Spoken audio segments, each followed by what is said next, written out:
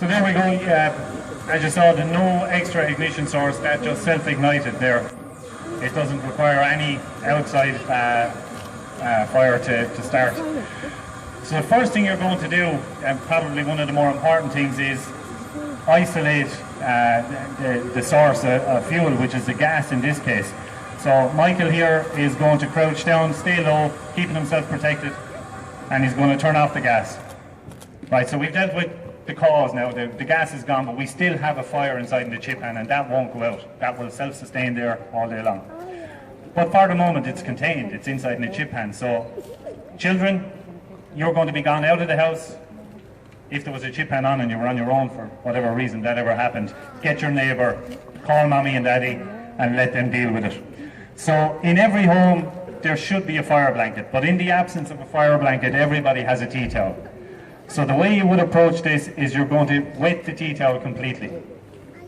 We have a bucket of water there. The most important step then is to take the tea towel and wring it out completely so that it is as dry as you can get it. You don't want any excess moisture on the tea towel. I don't see real fire. Right, so Michael now he's going to come and he's going to stand face on to the chip pan. He's going to use the tea towel to protect himself. So he's going to grab it, he's going to turn it in on his hands so that they're protected, and he's going to hold it up over his face just so nothing splashes. He's going to gently place it over the chip pan and then walk away. Now at this point you'd leave the house, ring the fire brigade. That should be okay. Alright? It's not dealt with completely, but it's contained. If you got a notion that you were going to remove the tea towel, Michael will do that there and you'll see what will happen.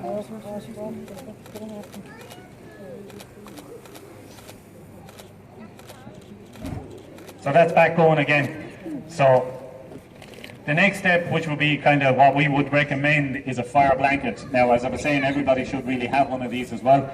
There's a couple of different sizes. We'll use this one here today. There's two little black tabs. So you pull on those. I can smell smoke. Blanket comes out. And those black tabs then are used as little handles. So you grab those two of those, and again, the same as you did with the tea towel, turn it over your hands to protect it. Use that as a shield as you walk in, protecting yourself. Gently place it over the chip pan, a very deliberate, slow movement. Take your two hands away and walk away. Out again, ring the fire brigade. We'll come along and we'll deal with it. What we have seen and what should never be done is what we're going to show you next. We'll just remove the cloth again and it will self-ignite again. Okay, now Michael is going to show you here how much water we're using. Now in that pan we have only got 1 litre of oil, and mammies and daddies will all know that these chip pans normally take somewhere around 2. We have 1 litre of oil, and this is how much water we're going to put on it. That, barely a cup. Now if you were at home, most people up to being shown this would have thought we'll grab a big bucket of water or a pot of water. We're using, as I said, 1 litre of oil and just 1 cup of water, and small kiddies in the front now might get a fright, mummies and daddies, so Mick there is going to put that cup of water onto the fire.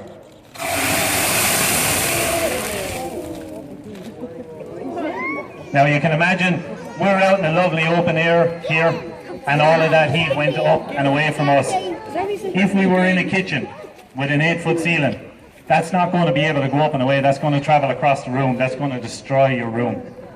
And you're not dealing with a chip pan fire anymore. Now you have a kitchen fire. We'll just show you again there. There's still a bit of a flame inside it. We'll have one more go at it.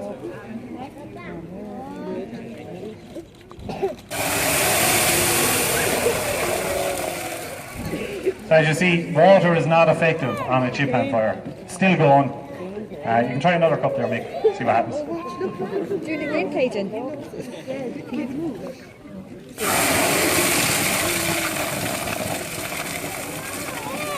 And at this point, that's all put out now.